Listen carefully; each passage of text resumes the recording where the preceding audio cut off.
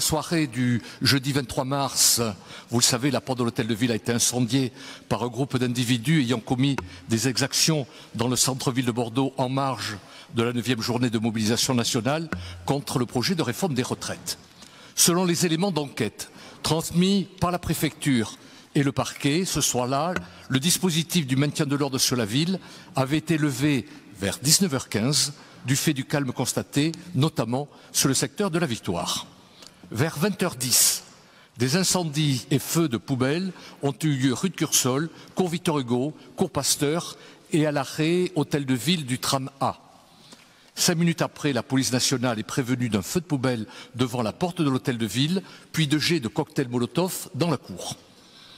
10 minutes plus tard, les forces de police et de secours sont intervenues pour éteindre l'incendie et disperser une cinquantaine d'individus. Une interpellation a eu lieu immédiatement. Un homme de 27 ans a été mis en examen le 25 mars. 3 autres hommes ont été mis en examen le 31 mars pour dégradation de biens publics par substance incendiaire en réunion et participation à un groupement formé en vue de la préparation de violences contre les personnes ou de destruction ou dégradation de biens.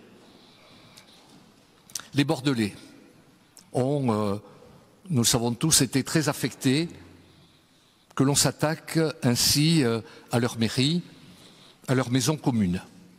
Et je dois vous dire que, sans doute comme vous tous, je partage leur émotion, je partage leur indignation. C'est pourquoi j'ai tenu immédiatement, le soir même, à condamner ces exactions délinquantes qui ne sauraient être banalisées, justifiées ou excusées dans notre ville comme dans notre République. La ville s'est immédiatement mobilisée pour sécuriser la porte incendiée et les pierres d'encadrement qui sont, vous l'avez peut-être remarqué, sérieusement endommagées, et pour garantir l'accès aux services publics municipaux, et ça dès le lendemain matin à l'heure prévue d'ouverture de notre hôtel de ville. Nous avons aussi dès le lendemain effectué le dépôt de plainte et mobilisé l'assurance des bâtiments. Nous avons fait appel à un architecte du patrimoine pour engager les études préalables nécessaires à la définition des travaux et du calendrier de réalisation dans le respect de la valeur patrimoniale de l'hôtel de ville. Les conclusions du rapport de l'architecte du patrimoine seront connues mi-mai, partagées avec la DRAC, Direction régionale des affaires culturelles, et les bâtiments de France, et communiquées aux Bordelais. J'organiserai, d'ailleurs je vous le dis, j'en prends l'engagement, j'organiserai aussitôt une conférence de presse à cet effet pour donner connaissance publique de ces conclusions. À ce stade, nous ne pouvons faire aucune estimation sur le montant et le calendrier des travaux. Nous avons déjà rencontré la DRAC et les architectes des bâtiments de France qui seront nos partenaires à chaque étape des travaux engagés. Alors quelles sont maintenant les perspectives qui s'offrent à nous ? Nous soumettrons les options de travaux, une fois validées par la DRAC et les bâtiments de France, aux Bordelais. C'est un engagement que je prends aujourd'hui. Je vois que il y a encore 5 minutes, les Bordelais, et j'ai envie de dire même les visiteurs, les touristes, se précipitent devant la porte de l'hôtel de ville.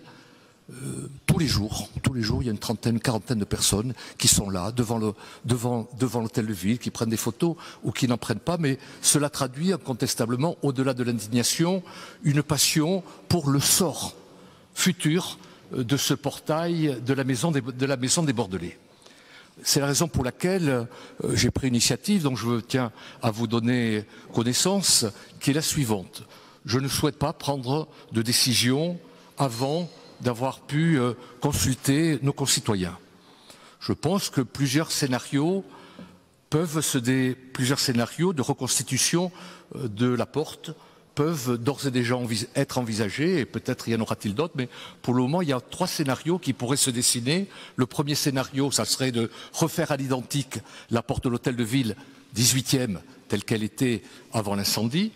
Deuxième scénario consisterait à consolider, à réparer la porte incendiée et à la conserver ainsi avec cet aspect que vous connaissez.